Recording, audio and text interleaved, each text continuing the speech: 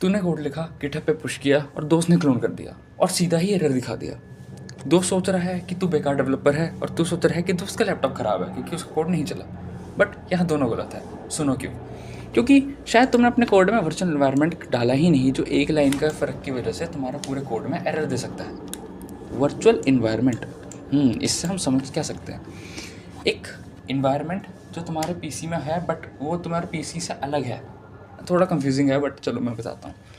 कई बार होता है प्रॉब्लम, जैसे मैंने यहाँ लिखा है कि तुम्हारा कोड तुम्हारे ही पीसी में चलता है, दूसरे पीसीज में चलता ही नहीं है। इसको रिजॉल्व करने के लिए हम एक वर्चुअल इन्वायरमेंट बनाते हैं।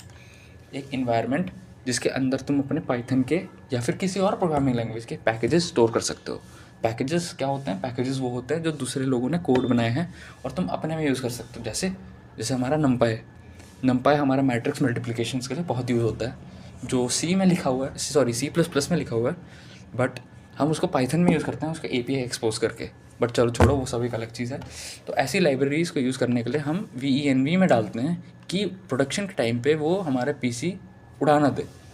उड़ाना इन द सेंस कि फटेगा तो नहीं असल में, बट ये होगा कि दिक्कत नहीं देगा।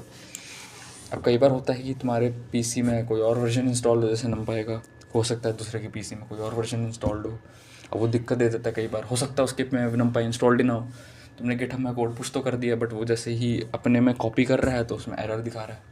तो इसको रिजॉल्व करने के लिए हम VENV यूज़ करते हैं, जो तुम्हारा कोड हर जगह काम करता है।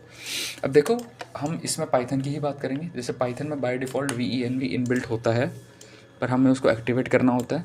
अब और भी पैकेज मैनेजर्स हैं, जैसे UV जो बहुत ज़्यादा फास्ट है as compare to Python, and Conda, but अभी हम दोनों के बारे में बात नहीं करेंगे। उनकी मैं एक सेपरेट वीडियो बना दूंगा जो तुम्हें हेल्प कर सकते हैं।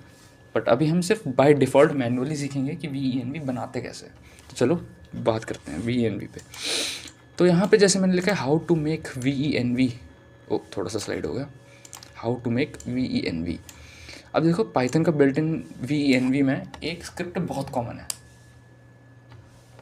जो मैं तुमको बता दूंगा, बट एक्टिवेशन के लिए विंडोज़ के लिए स्क्रिप्ट थोड़ी अलग है एंड मैक के लिए स्क्रिप्ट थोड़ी अलग है। विंडोज़ के लिए तुम्हें ये लाइन यूज़ करनी होती है, जैसे MyENV, ये MyENV एक नेम हो गया और ये तुम्हारी स्क्रिप्ट हो गई, और फिर ये एक्टिवेट, ठीक है। मैक और लिनक्स के लिए तुम्हें लिखना होता है सोर्स, फिर अपना VENV का नाम, फिर bin/activate। अब मेरे पास है लिनक्स, तो मैं लिनक्स पे करके दिखाऊंगा।